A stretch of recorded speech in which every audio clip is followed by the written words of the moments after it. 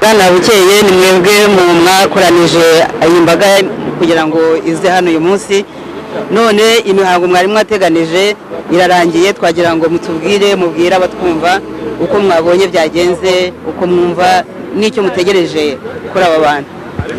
Ndagira ngo mbanze nshimire abantu bose bashoboye kwitabira iki gikorwa, ngira ngo nk'uko ubibona ni abantu batubutse, ni abantu bari hagati y'150 na 200, ndetse nkaba nemeza ko bashobora kuba barenze. Ubwo rero nkaba nagira ngo mbanze mbashimire.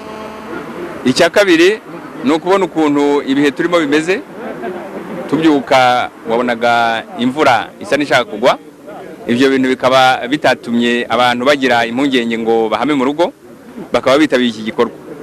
Ikindi cya gatatu nakwishimira nuko atari icya mbere, iki gikorwa tugikoze inshuro nyinshi, kuba abantu rero bakomeje kukitabira, kuri twebwe tubona ari ikintu kidutera inkunga, kandi gitera inkunga n'umukuru w'ishyaka ryacu Madame Victoire Ingabire mu ngorane arimo. Nkaba rero kuri njyewe rwose nishimye, ariko cyane cyane nshimira abakitabiriye. Ku ya 30 rero bamwe baravuga bati ntibazaruca, abandi bati bazaruca. Ku ya 30 mwiteguye iki nkamwe? Baruca bataruca kuri twebwe n'akarengane. Niba taruca imyaka amaze 2 n'indi minsi atarakatirwa, nabyo ubwabyo n'akarengane. Niba baramuka baruciye bazakoresha ari amategeko tutemera, nabyo bizaba ari akarengane. Twe rero tuzitabira icyo gikorwa uko byagenda kose, baruca bataruca akarengane karahari. Perezida w'ishyaka Nkiko mu ijambo yavuze ko munashaka imishyikirano, iyo mishyikirano murayishaka ryari nande?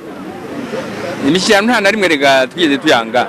Tujya gukorera politike muri kiriya gihugu, nuko twari twemeye kugenda tukavugana na bariya bantu bo muri kiriya gihugu. Gusa bo ntibayemeye, bahise bahitamo kudushyira mu munyururu. Iyo mishyikirano rero n'ubutegetsi ntabwo twayanga, n'ubu ngubu yaba. Ikibazo ni ukureba ukuntu yaba, ntabwo ari ukugenda ngo bakubwire ngo icara ahangaha muvugane ibingibi.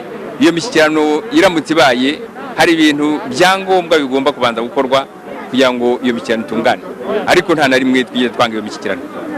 Bwana Bukeye, se mumaze iminsi koko mukora sitini hano imbere ya ambasade y'u Rwanda mu Bubiligi, imyigaragambyo murayikora, ariko ntabwo turumva wenda muteganya no kuba mwakohereza abantu bajya gufasha uriya mubyeyi Ingabire mu Rwanda, ibyo ni ukubera iki?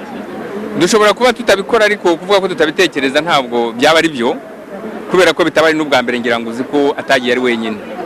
Ikindi ni uko hari n'abandi bantu b'abarwanashyaka bari mu Rwanda tugerageza kubwira bakaboneka, bakagenda bakamufasha.